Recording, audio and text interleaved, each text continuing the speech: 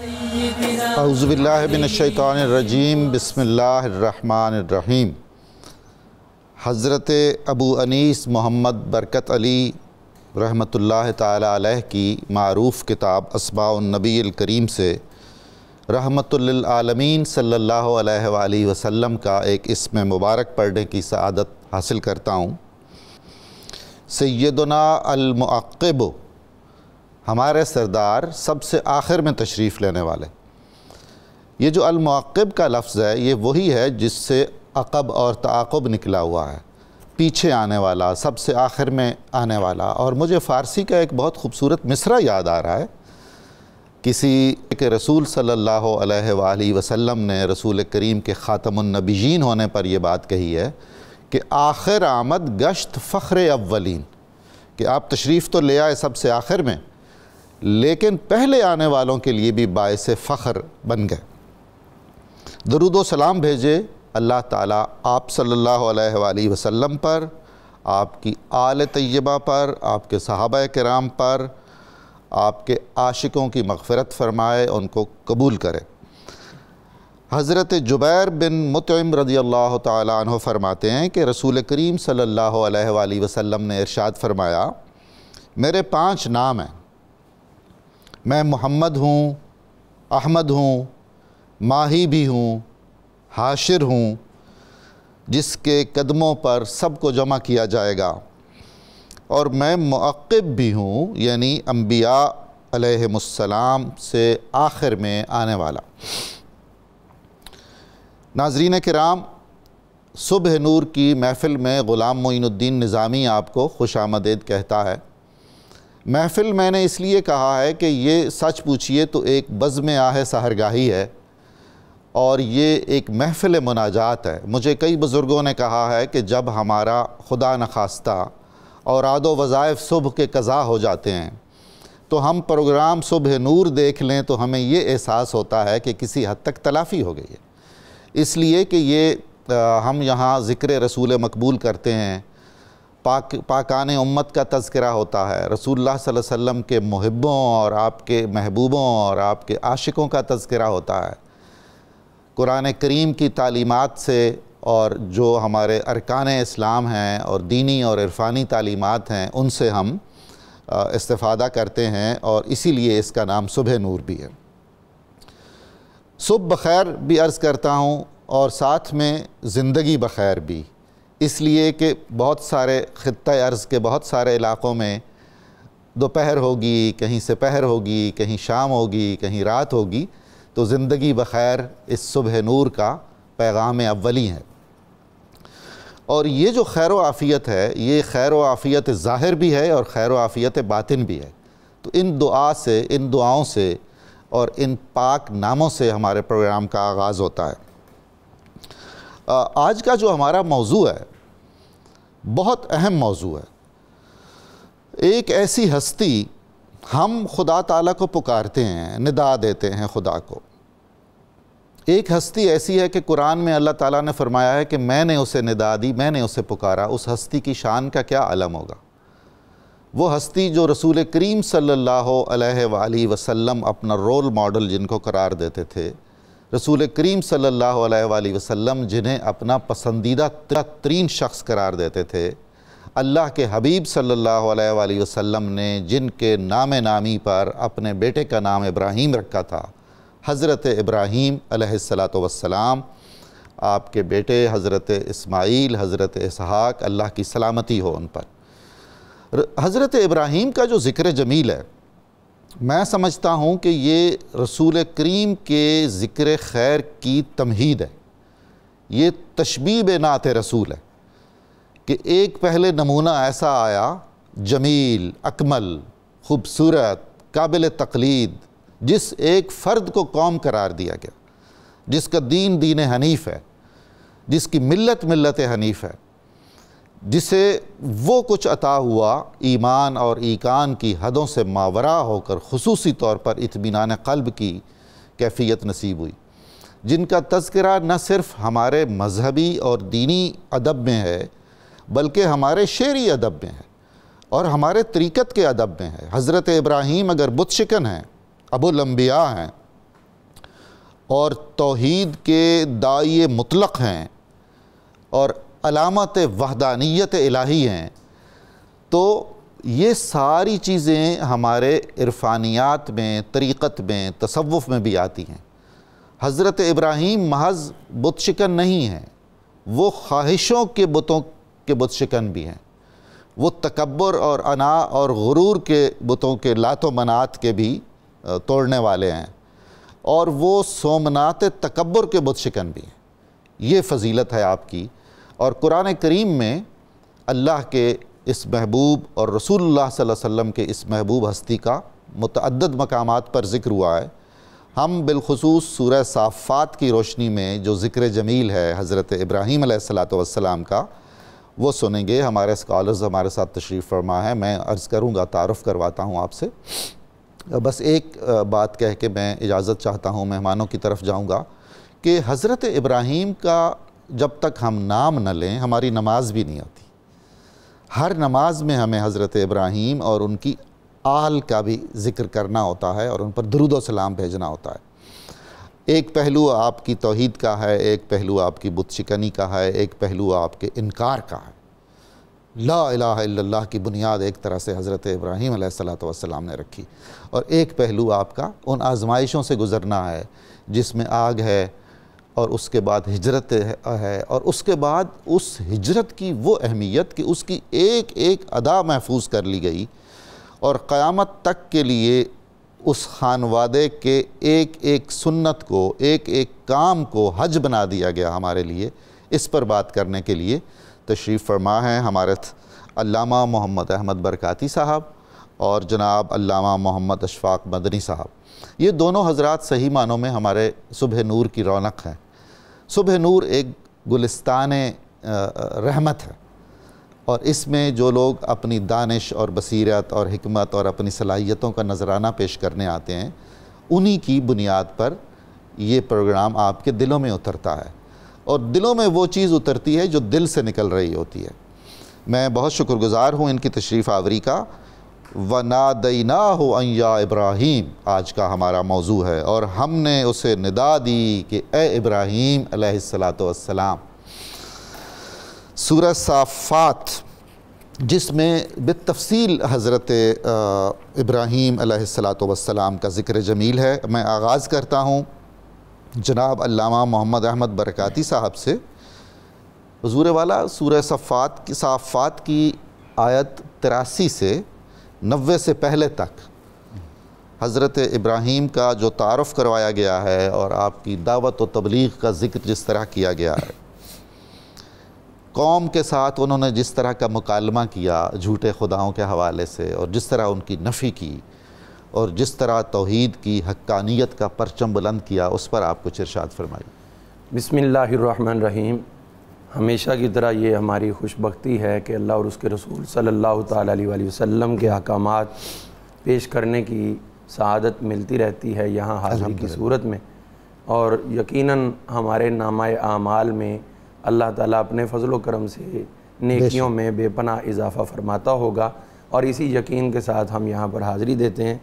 اور آج انتہائی باعث تسکین یہ بات ہے کہ آپ جیسی علمی شخصیت کی موجودگی میں گفتگو کرنے کا شرف حاصل ہو رہا ہے۔ بلا شبہ آپ کے تلامذہ، آپ کے متعلقین، متوسلین، وہ بھی آپ ہی کی طرح علم و عرفان کے اعلیٰ مراتب پر فائز ہیں، اور آپ ہی کی دی ہوئی گائیڈ لائن کو بڑے بڑے اسکالر جو ہیں وہ نہ صرف اختیار کرتے ہیں بلکہ اختیار کرنے کے بعد کامیابیاں بھی ان سے ظاہر ہوتی ہیں۔ الحمدللہ۔ اللہ تعالیٰ آپ کے روحانی اور علمی فیضان کو مزید عام فرمائے۔ آج یہاں پر حضرت سیدنا ابراہیم خلیل اللہ علیہ السلام جو کہ جد الانبیاء ہیں، ان کی خدمت میں اظہار محبت اور عقیدت پیش کرنے کے لیے ہم یہاں پر حاضر ہیں۔ تو حضرت سیدنا ابراہیم خلیل اللہ علیہ السلام آپ کو جو اللہ تعالیٰ نے ظاہری حیات طیبہ کے کم و بیش 250 برس عطا فرمائے تھے، اور اس کے بعد ہم دیکھتے ہیں کہ آپ کو اولاد امجاد بھی جو عطا کی، ایک تو طویل وقت گزرا اولاد کے حصول میں، لیکن جب عطا کی تو پھر کافی عطا فرما دی۔ پہلے ایک نہیں تھا، اور پھر اس کے بعد ایک کے بعد ایک کے بعد ایک، پھر 8 بیٹے اللہ تعالیٰ نے عطا فرمائے۔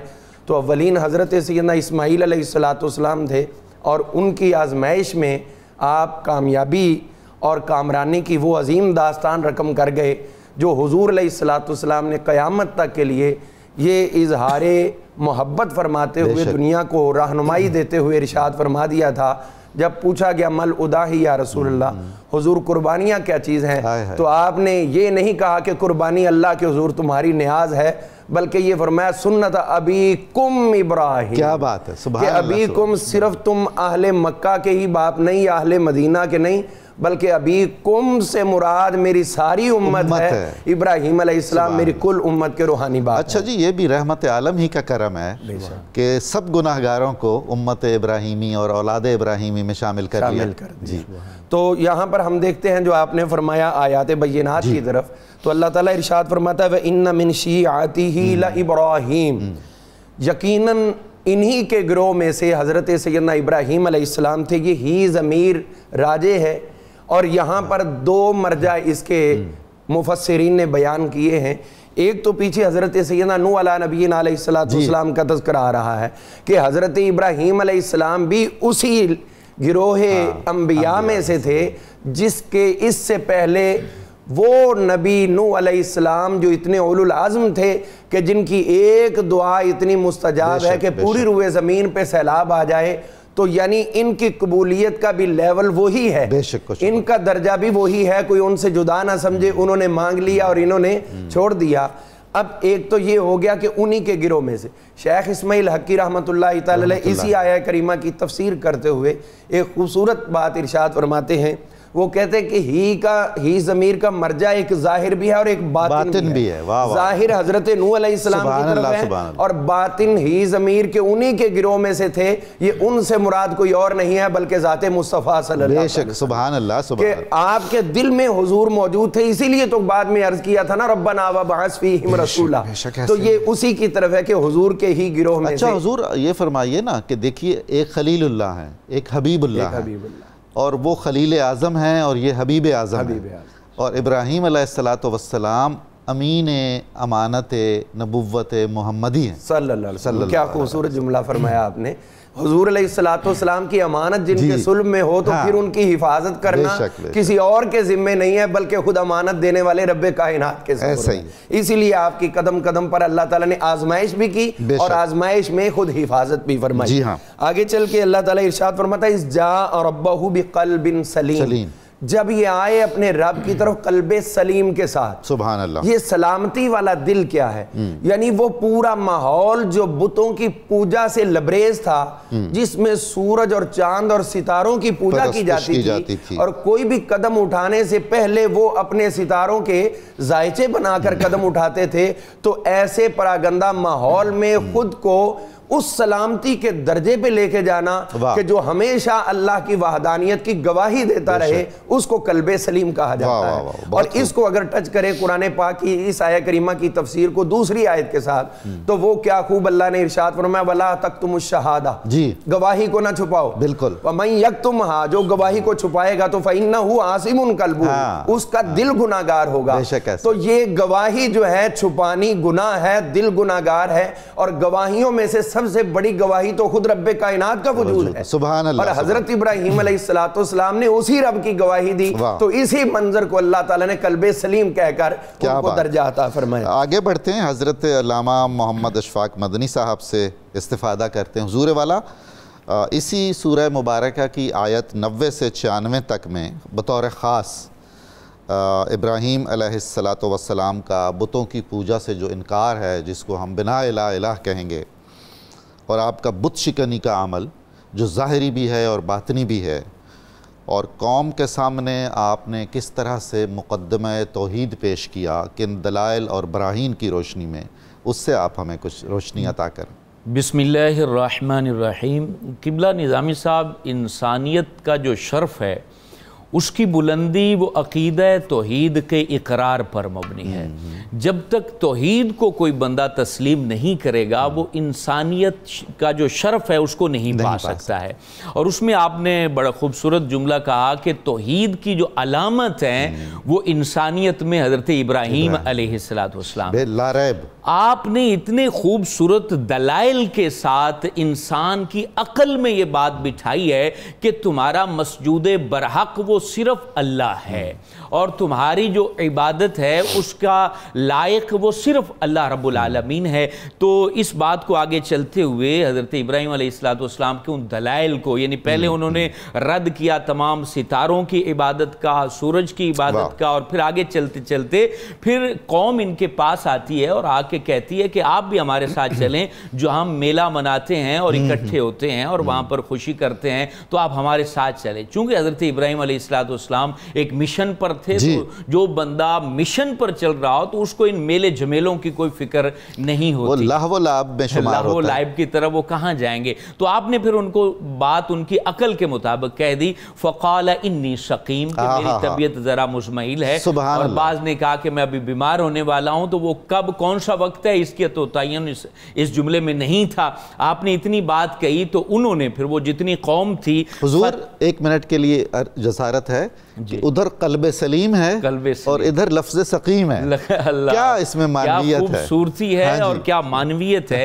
تو یہ جیسے ہی بات حضرت ابراہیم علیہ السلام نے کہی تو فتولوا عنہ مدبرین، تو وہ سارے لوگ پھر گئے اور وہاں سے پیٹ کر کے چلے گئے۔ تو وہ ان کی بدبختی تھی کہ حضرت خلیل کو پیٹ کر رہے ہیں تو پھر ان کو برکات کیسے مل سکتی ہیں۔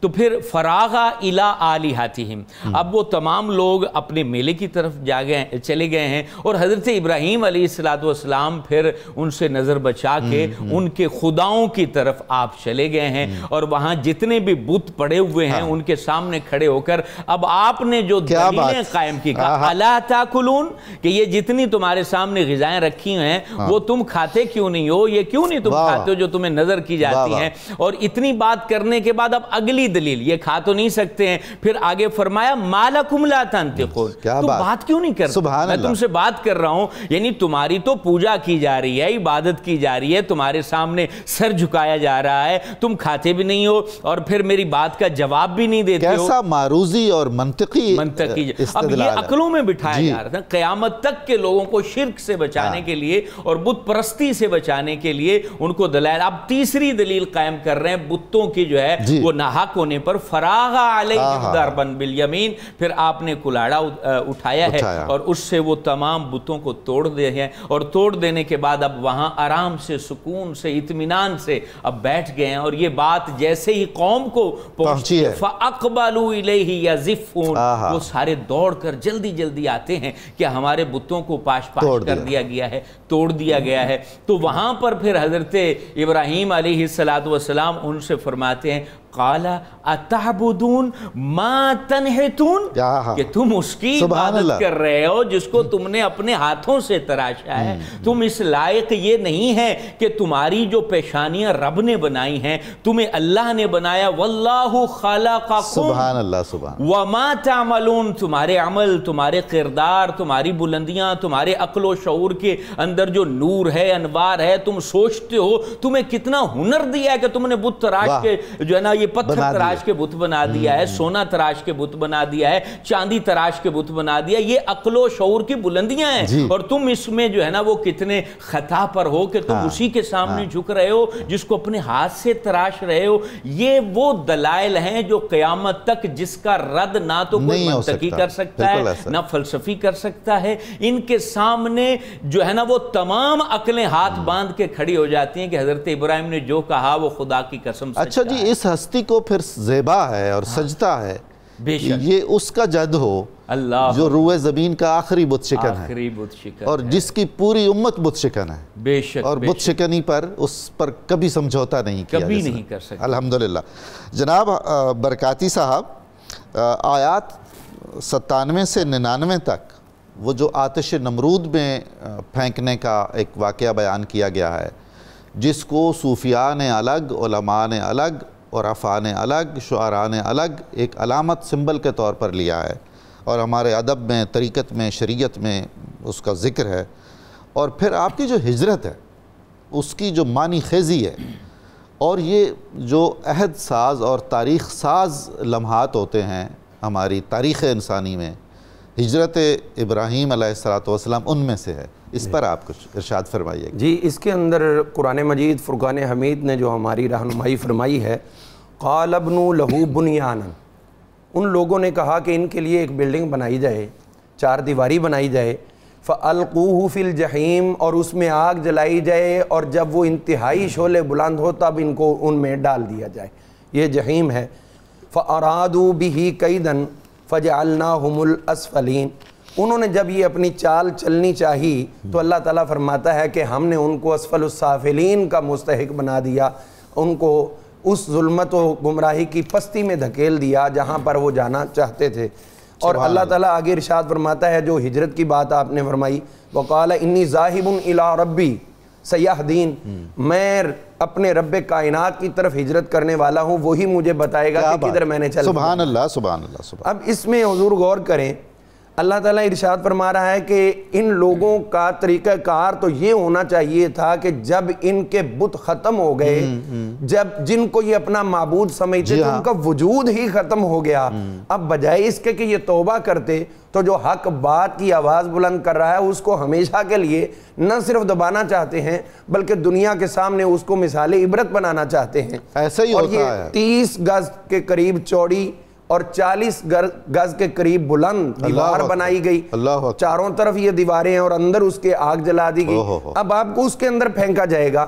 یہ ہے کہ جو آواز بلند کرتا ہے وہ دبایا جاتا ہے، اور جو ہر بات پہ بس سر نیچے کیے رکھتا ہے اس کو بچا لیا جاتا ہے. یہ دنیا کا اصول ہے، لیکن اللہ کا اصول یہی ہے جس پہ آپ نے تب بھی عمل کیا اور پھر اسی پہ حضرت سیدنا امام حسین پاک رضی اللہ نے بھی عمل فرمایا. ہم اس میں دیکھتے ہیں اللہ تعالیٰ نے جو یہ بات ارشاد فرمائی کہ حضرت ابراہیم علیہ السلام نے کہا کہ میں اپنے رب کی طرف جانے والا ہوں، وہی مجھے ہدایت دے گا. اب ہدایت کا جملہ جو ہے وہ راہ دکھانے کا اتنا خوبصورت جملہ ہے، اور یہ پورا اس میں حضور یہ دیکھیں کہ کیسا انداز ہے اللہ تعالیٰ کہ یہ کس وقت میں یہ صورت نازل کر دی. یہ مکہ مکرمہ میں کفار مکہ کے سامنے کیا بات ہے، کیا بات ہے. جن کو تم اپنی جد مانتے ہو، جن کی اولاد ہونے پہ فخر کرتے ہو، وہ تو بتوں کو توڑا کرتے ہو، تم پھر انہی بتوں کو لا کر انہی کے گھر میں سجا کے انہی کے آگے سر جھکا رہے ہو. تو حضرت ابراہیم علیہ السلام نے یہاں پر ایک راہ یہ بھی دے دی استعارن کہ جب قوم ایسی ہو جائے تو ہجرت کی جاتی ہے، اور اسی پہ عمل حضور علیہ السلام نے بھی فرمایا تھا کہ جب آپ کی قوم اس طرح ہوئی تو پھر آپ نے بھی مدینہ منورہ کی طرف ہجرت فرمائی. حضور صلی اللہ تعالی علیہ وسلم کا یہ ایک خوبصورت بیان. اور ایک چیز کا میں یہاں پر اشارہ دینا چاہوں گا، یہ ایک کلپ کے اندر کوئی کہہ رہے تھے کہ اس کے مراد حضرت اسماعیل علیہ السلام کا جانا نہیں ہے بلکہ اس سے مراد حضرت اسحاق علیہ السلام کا آنا ہے. تو ہم یہاں پر یہ اسی آیت کو بنیاد بنا کر عرض کرنا چاہتے ہیں کہ یہاں پر جو حضرت ابراہیم علیہ السلام نے کہا کہ میں اپنے رب کی طرف جانے والا ہوں، وہی مجھے راہ دکھائے گا. اب اس کے بعد یہ ہوا کہ حضرت اسماعیل علیہ السلام کی آمد ہوئی، اور یہ پورا واقعہ بیان کرنے کے بعد حضرت اسماعیل علیہ السلام کا ذبیحہ یہ بھی کرنے کے بعد آخر میں پھر اللہ نے کہا وَبَشَّرْنَاهُ بِإِسْحَاقَ، ہم نے حضرت اسحاق کی ان کو بشارت عطا کر دی. اور یہ بات ہم نہیں کہہ رہے، حضرت سیدنا عمر بن عبدالعزیز رضی اللہ عنہ آپ کی خدمت میں حضرت محمد بن کعب قرظی رضی اللہ عنہ وہ موجود تھے جب انہوں نے پوچھا بھی بتائیے کہ یہ ذبیح جو تھے حضرت ابراہیم علیہ السلام کے لخت جگر میں سے اسماعیل تھے یا اسحاق تھے، تو انہوں نے پھر یہی توجیہ کی کہ اگر وہ حضرت اسحاق ہوتے تو پھر ان کی بھی فبشرناہ والی آیت بعد میں نہ. یعنی پوری بات ہو جانے کے بعد پھر آخر میں اس کی بشارت کاہے کے لیے دی جا رہی ہے؟ ابھی ان کے آنے کی بشارت. اور ایک اور بھی اس پہ روایت عرض کر دوں، وہ یہ ہے کہ حضرت امیر معاویہ آپ موجود تھے تو آپ کی موجودگی میں بھی یہ مسئلہ چلا. تو انہوں نے کہا کہ یہ بات تم نے اس کے سامنے چھیڑی ہے جو اس بارے میں تم سب سے زیادہ علم رکھتا ہے. انہوں نے کہا کیسے؟ وہ کہنے لگے کہ یہ ایسے ہے کہ ہم حضور کی خدمت میں حاضر تھے، ایک عرابی آیا، اس نے حضور سے مال کا کچھ تقاضا کرنا چاہا تو اس نے عرض کیا یبن ذبیحین، اے دو ذبیحوں کے بیٹے. تو یہ یبن ذبیحین کہہ کر انہوں نے حضور علیہ السلام نے جب سنا تو مسکرا پڑے.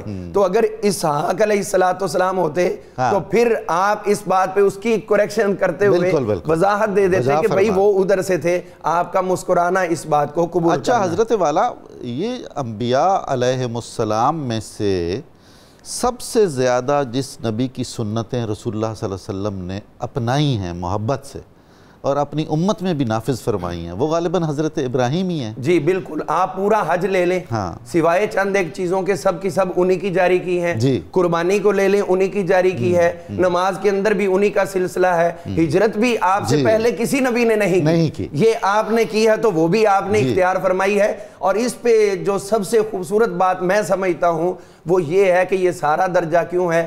کیونکہ حضور سے پہلے تمام انبیاء میں سے حضرت ابراہیم علیہ السلام مقام تسلیم و رضا پر فائز تھے۔ بہت شکریہ ناظرین کرام، ایک مختصر سے وقفے کا وقت ہوا ہے، آپ ہمارے ساتھ رہیے گا۔ یہ بہت ہی خوبصورت ذکر جو ہم حضرت ابراہیم کا اور اس کے ذیل میں رسول کریم صلی اللہ علیہ وسلم کا اور یہ جو پیغام نور ہے اس کی سعادت حاصل کرنے کے لیے آپ ہمارے ساتھ رہیے۔ ابھی حاضر ہوتے ہیں ایک مختصر وقفے کے بعد۔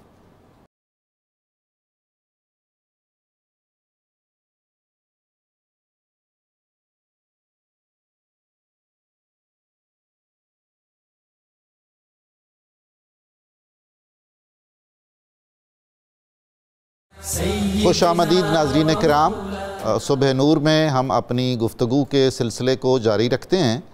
حضرت ابراہیم علیہ السلام کے بارے میں اور آپ کے کردار کی عظمت کے بارے میں، آپ کے فضائل کے بارے میں، آپ کے پیغام کی عالمگیریت کے بارے میں جو جس پہلو سے اور جس جہت سے حضرت مولانا جلال الدین رومی نے اور پھر ہمارے عہد میں حضرت علامہ اقبال نے دیکھا اور بیان کیا، وہ بہت سعادت کی بات ہے۔ آپ دیکھیے ایک شعر ہے جو قیامت تک اس کی کیفیت باقی رہے گی، آگ ہے، اولاد ابراہیم ہے، نمرود ہے، کیا کسی کو پھر کسی کا امتحان مقصود ہے؟ پروردگار عالم ہم کسی امتحان کے قابل نہیں ہیں، آپ ہماری دستگیری فرمائیے، ہم پر ایسا بوجھ نہ ڈالیے جو ہم اٹھا نہیں سکتے ہیں۔ آپ اپنے لطف و کرم سے ہمیں اس زمانے کی، اس عصر کی نمرودیت سے بچائیے اور اس آگ سے بچائیے جو عالم اسلام میں لگی ہوئی ہے۔ اشفاق مدنی صاحب کی خدمت میں حاضر ہوتا ہوں میں، اور خاص طور پر جو سورہ صافات کی آیات 100 سے 103 میں بیان کیا گیا ہے، حضرت ابراہیم کی دعا اور آپ کا خواب اور اس خواب کی تعبیر اور اس خواب کے نتائج اور اس کے اثرات، اس پر فرمائیں گے آپ۔ یہ جتنی آیات ہیں میں سمجھتا ہوں یہ تو ہمارے تعلیمی نصاب میں شامل ہونے چاہیے۔ واہ واہ واہ، بے شک۔ اس میں کس طریقے سے ایک والد دعا مانگ رہا ہے، تربیت کر رہا ہے، اور پھر اس کا ثمر اولاد کی صورت میں کیسے نکل رہا ہے، یہ چیزیں ہمارے بچوں کو پڑھائی جانی چاہیے۔ تو سب سے پہلے دعا کا ذکر ہے 100 نمبر آیت میں، اللہ فرماتا ہے رب حب لی من الصالحین، اے اللہ صالحین میں سے کوئی فرزند مجھے عطا فرما۔ اب یہ جو دعا ہے یہ دو وجہ سے مانگی گئی ہے۔ پہلی وجہ جو مشن لے کے چل رہے ہیں، للہیت کا، اللہ کی محبت کا، اللہ کی وحدانیت کا، مخلوق کو رب سے جوڑنے کا، وہ حضرت ابراہیم چاہتے ہیں کہ میرا کوئی صالح بیٹا ہو اور اس مشن کو وہ آگے لے کے چلے۔ ایک وجہ تو یہ ہے۔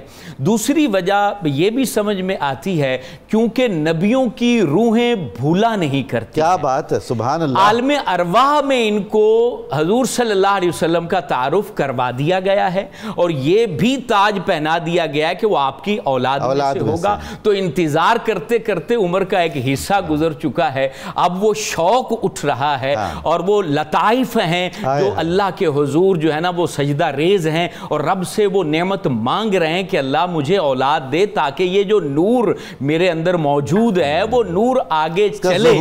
اللہ اکبر، یہ امانت آگے پہنچے، تو اس لیے یہ دعا مانگی جا رہی ہے۔ اور پھر علامہ صاحب عرض یہ ہے کہ یہ جو صالحین یا اولاد صالح کی دعا مانگنا ہے، یہ ہم سنت ابراہیمی کے تحت ہر ایک کو مانگنی چاہیے؟ جی بے شک جب بھی اولاد مانگیں، ہمارے ہاں کیا ہے کہ ہم عموماً یہ مانگتے ہیں اللہ مجھے جو ہے نا وہ بیٹا عطا فرما، یہ مانگتے ہیں۔ یہ مانگنا چاہیے کہ بیٹا یا بیٹی ایسی اولاد عطا فرما جو میری آنکھوں کی ٹھنڈک ہو، جو تیری فرما بردار ہو اور جو درست راستے پر چلے۔ فقط اولاد مانگیں اور کل کو وہ پریشان کرے، تو یہ حضرت ابراہیم نے سکھا دیا۔ انبیاء کی دعاؤں کو ہی مانگنا بہت محفوظ ہے اور بہت بابرکت ہے. بے شک بابرکت. اب یہاں پر ایک اور بڑا خوبصورت حسن ہے قرآن مجید میں.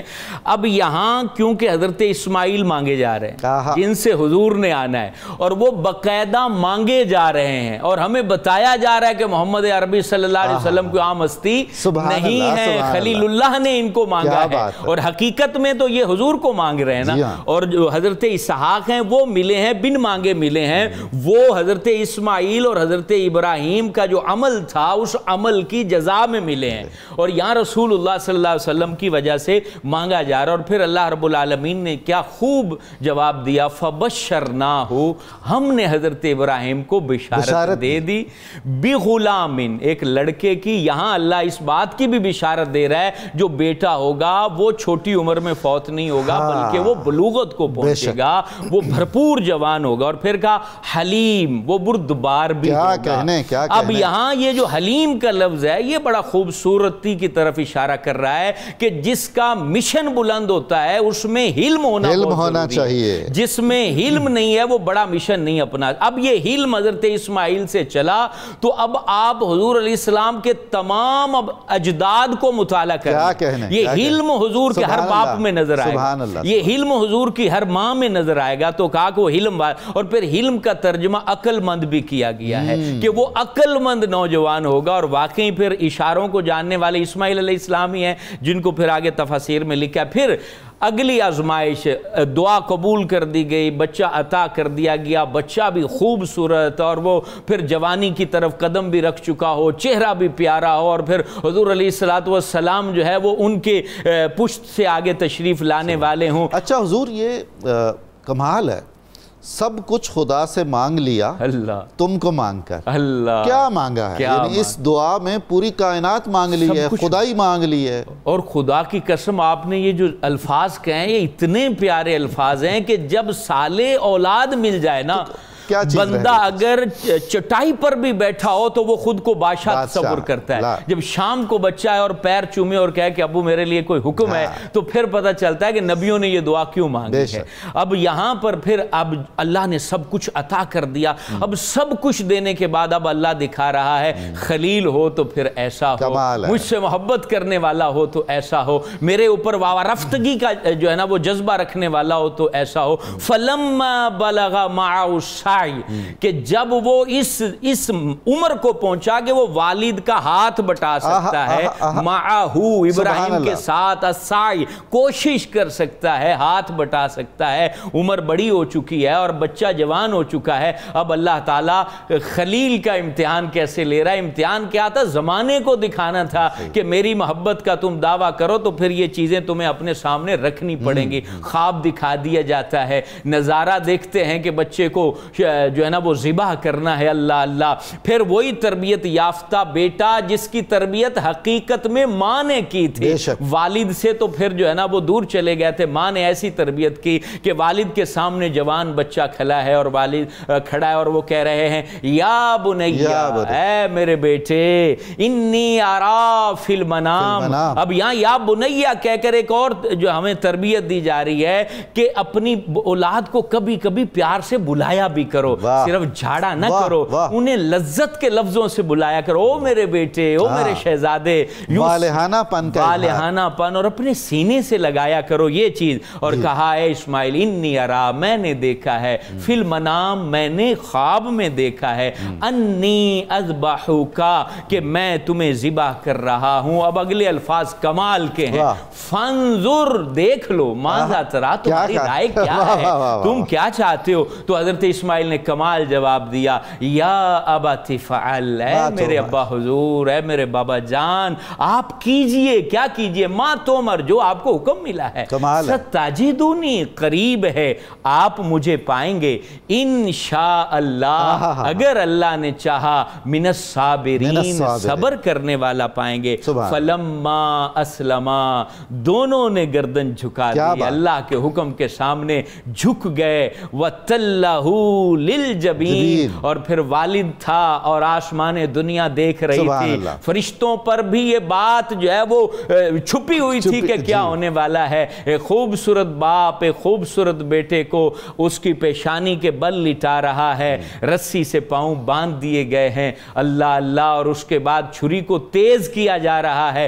क़यामत तक उस ज़िबा करने के मंजर को ये हर मुसलमान का दिल महसूस भी करेगा और इस इम्तिहान की लज्जत को भी महसूस करेगा और इसकी शिद्दत को भी महसूस करेगा कि रब तबारक व तआला के हुजूर जब बंदा दावा कर देना कि मैं तुझसे मोहब्बत करता हूं, तो फिर इन सारी बातों पर तैयार रहना चाहिए। अल्लामा बरकाती साहब, ये जो अंबिया के ख्वाब होते हैं, हज़रत इस्माइल ने जो जवाब अर्ज़ किया अपने वालिद को जो नबी थे, उससे ये लग रहा है कि क़तई है ख्वाब अंबिया, ऐसा ही है?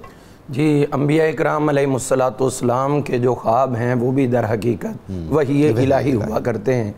आप देखिए हज़रत सैयदना यूसुफ़ अलैहिस्सलाम का भी ख्वाब कुरान मजीद ने ज़िक्र किया, तो इसी तरह ख़ुद हुज़ूर अलैहिस्सलाम के ख्वाब का भी तज़किरा फरमाया।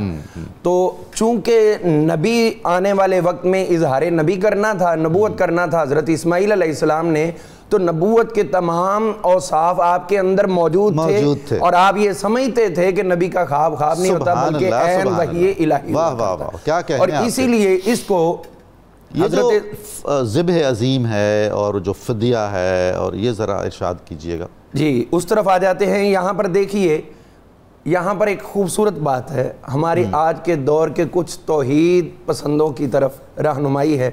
अल्लाह ताला इरशाद फरमा रहे वनादैनाहु अन या इब्राहीम, हमने पुकारा ए इब्राहीम अलैहिस्सलाम।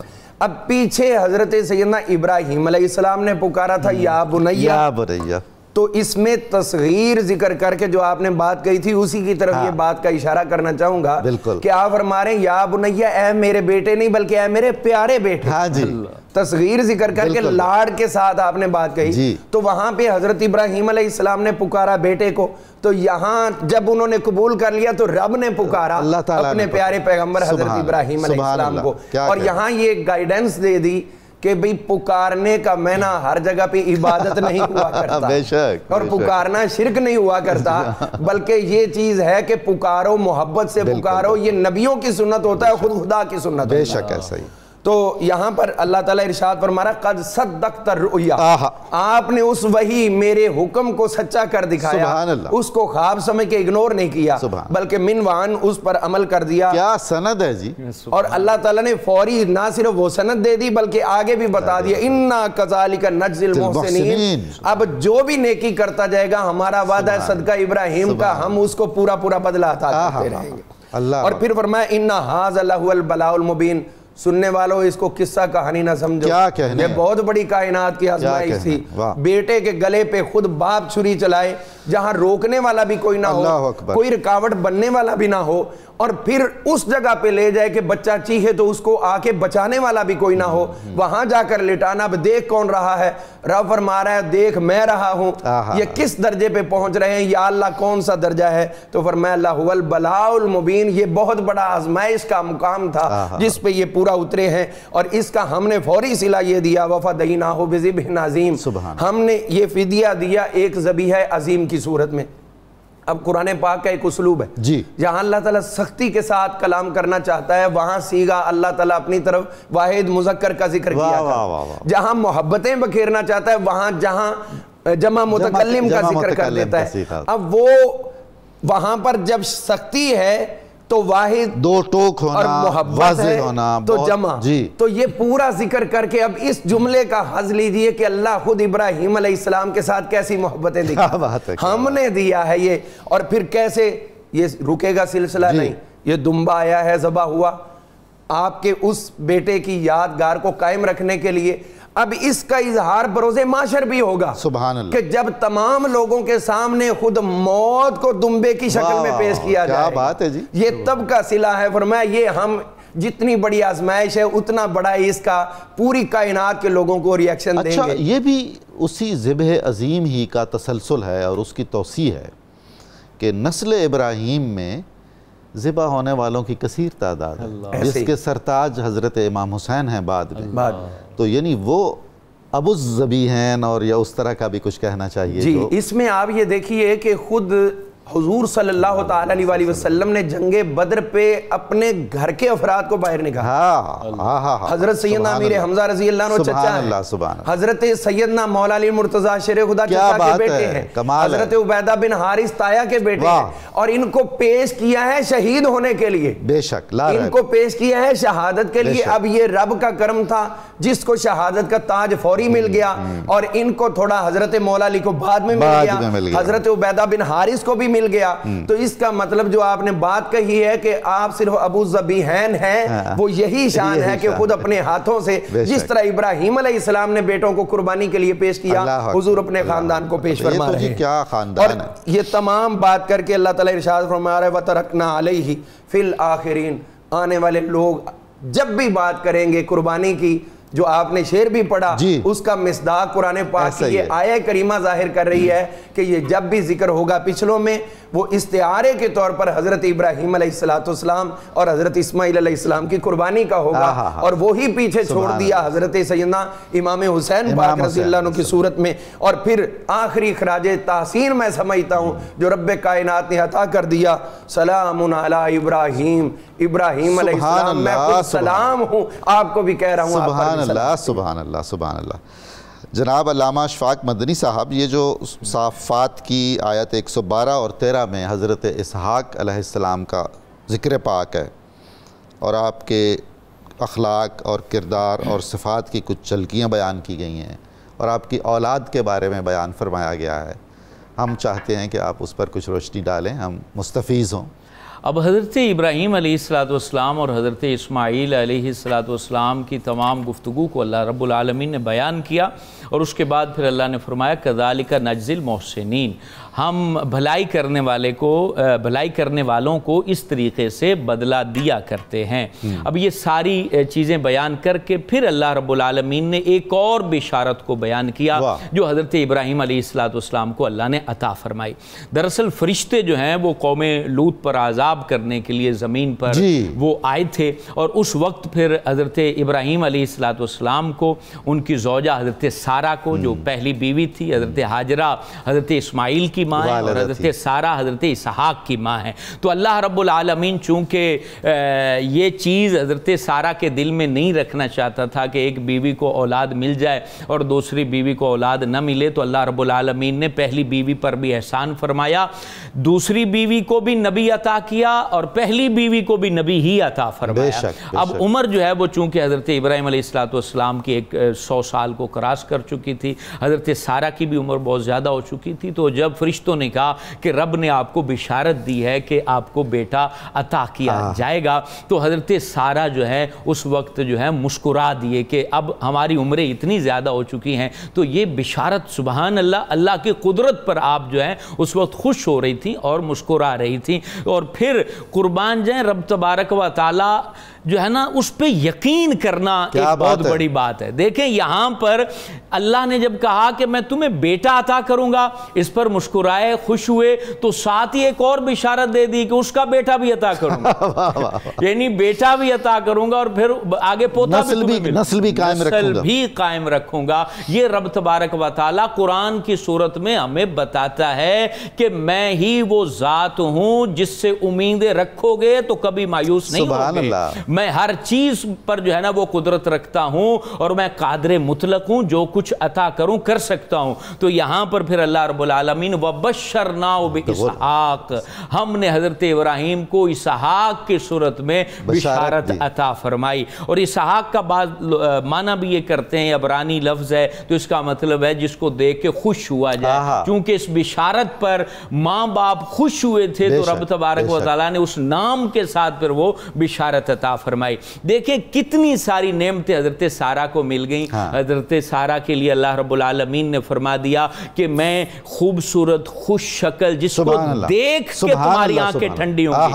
حضرت کعب الاحبار کہتے ہیں کہ حضرت اسحاق کیسے تھے, ان کا چہرہ گورا تھا, اور ان کو دیکھ کر ماں باپ کی آنکھیں ٹھنڈی ہوتی تھیں. ان کے بال جو ہے داڑھی اور سر کے بال ہلکے ہلکے گھنگریالے تھے, اور وہ جہاں بیٹھتے تھے خوشبو پھیل جایا کرتی تھی. اور اور فرمایا جس بستی میں جاتے تھے ان سے زیادہ کوئی حسین نہیں ہوتا تھا. اور یہ بشارت دینے کے بعد اللہ کہتا ہے دوسری بشارت سنو, نبی بھی ہوگا, نبی من الصالحین, صالح ہوگا, ان کے دل میں نور پھوٹ رہا ہوگا, میری وحدانیت و محبت کا وہ مرکز ہوگا, اور وہ اس طریقے کی برکات پانے والا ہوگا. اور پھر اللہ رب العالمین نے دیکھیں یہ انعام جب رب کرنے پہ آتا ہے نا, یوں اس کی تسبیح بن جاتی ہے, وہ دانے سے دانہ ملتا چلا جاتا ہے, چشمے بہا دیتا ہے رب تبارک و تعالی. اب یہاں حضرت ابراہیم علیہ السلام کو خوش کیا جا رہا ہے نا, یعنی اپنے بیٹے کو ذبح کرنے گئے تھے, اللہ کی بات مانی تھی, اب آگے بدلے میں کتنے انعامات کی برکھا برسائی جا رہی ہے. اور پھر اللہ فرماتا ہے وَبَارَكْنَا عَلَيْهِ, اور ہم نے برکت نازل فرما دی ان کے اوپر, وَعَلَىٰ اسحاق, اور اسحاق پر بھی برکت نازل کی. دیکھیں رب کے وعدے ہمیشہ سچے ہوتے ہیں. حضور میں تو بڑا یہ اس پر حیران ہوتا ہوں اور بڑی مسرت بھی محسوس کرتا ہوں کہ حضرت اسحاق علیہ السلام کی اولاد میں پے در پے انبیاء ہوئے. بے شک بے شک. حضرت اسماعیل کو ایک نبی دیا, سب پہ بھاری ہے. اللہ اللہ اللہ, فضیلت ہے نا. ہاں بے شک. انبیاء میں فضلنا بعضهم علی بعض, تو یعنی صلب اسماعیل سے محمد الرسول اللہ کا ظہور ہوا. اللہ اکبر. اور نسل اسحاق سے انبیاء متواتر آتے رہے. بے شک.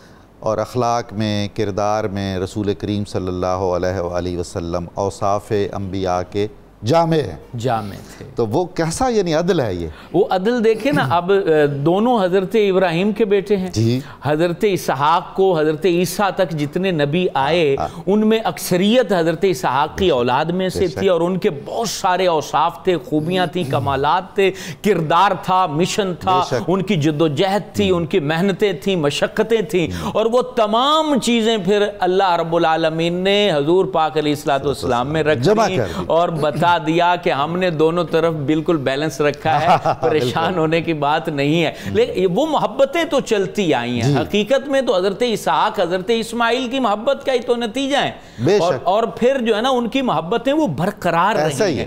یہ تو آگے چل کے جب انسان کے مفادات دین کے ساتھ وابستہ ہو گئے, وہ چاہے ہماری امت میں ہوں یا دوسری امت میں ہوں, جب دین کے ساتھ مفادات وابستہ ہو جاتے ہیں تو پھر انسان اپنی ذات کو بچانے کے لیے ان عظیم ذاتوں کو جو ہے نا وہ نشانہ بناتا ہے اور ان کو اپنی دلیل بناتا ہے. حالانکہ وہ دلیل تو جوڑنے والی ہے, توڑنے والی نہیں ہے. کوئی نبی توڑنے کے لیے نہیں آیا ہے, جتنے نبی آئے ہیں وہ جوڑنے کے لیے آئے ہیں, اور اس کا نتیجہ جو جوڑنے والا ہوتا ہے وہ برکت والا ہوتا ہے. اللہ نے یہاں پر صاف کہہ دیا, برکت نازل کی ہے حضرت ابراہیم پر, حضرت اسحاق پر, اور وہ وعدہ یوں وفا ہوا کہ آج تک وہ برکت ہم نماز میں پیش کر رہے ہیں. اللہم بارک. اچھا جی, وہ سرزمین وہاں برکت رکھی, اور جو بعد میں امت آئی ان کو کہا کہ تم نے درود ابراہیمی پڑھنا ہے, تم نے اس برکت کو جو ہے نا وہ بیان کرنا ہے کہ جو امتحانات میں پاس ہوتے ہیں تو ہم ان کو ایسے خالی تنہا نہیں چھوڑتے ہیں. اور پھر کمال ہے اس آیت کے لاسٹ میں اللہ تبارک و تعالیٰ نے تمام انسانیت کو ایک بہت بڑی جو ہے نا وہ خبر دے دی ہے. وہ فرمایا وَمِن ذُرِّيَّتِهِمَا مُحْسِنٌ وَظَالِمٌ لِنَفْسِهِ مُبِينٌ. کہا کہ یہی حضرت اسحاق ہیں, بہت برکت والے ہیں, اور اللہ نے ان میں سے نبوت کو جاری کیا ہے, یہ چشمہ نبوت ہیں اور آگے تک خیر کا منبع ہیں.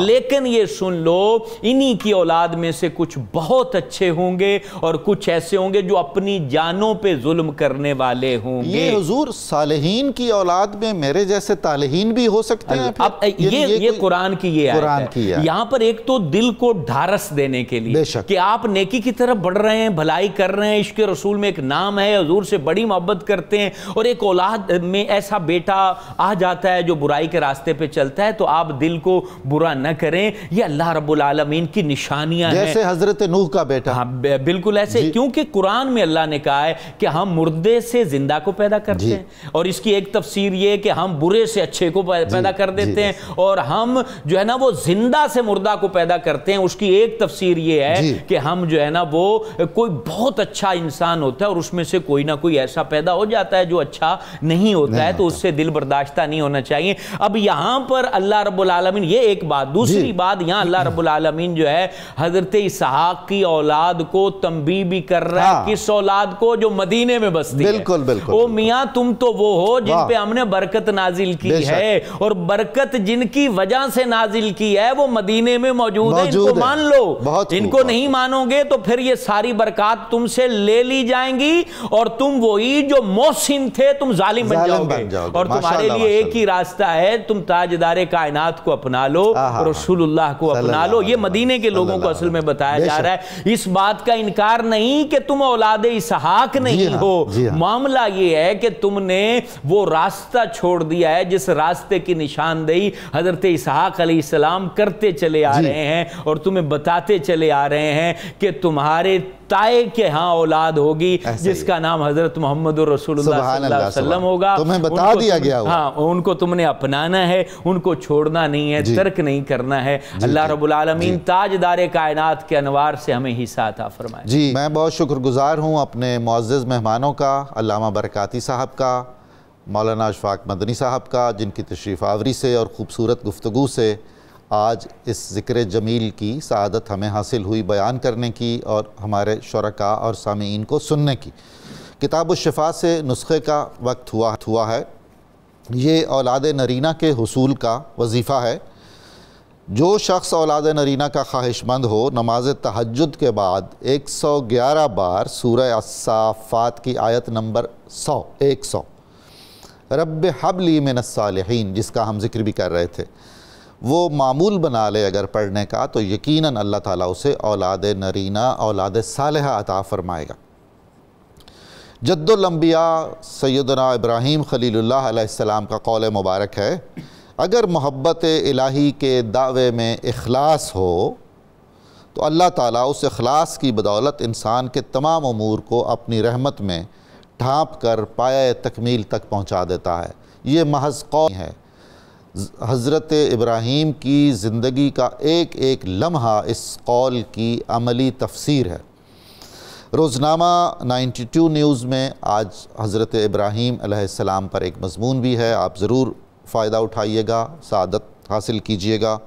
اسی طرح فیس بک پر، ایکس پر اور یوٹیوب چینل بھی سبسکرائب کریں، اور اس میں یہ پروگرام آپ سن سکتے ہیں، اور دیگر پروگرام بھی۔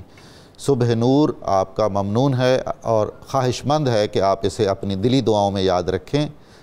آخر میں اختتامی نعرہ ہم لگاتے ہیں، پاکستان کا مطلب کیا؟ لا الہ الا اللہ محمد رسول اللہ صلی اللہ علیہ وآلہ وسلم۔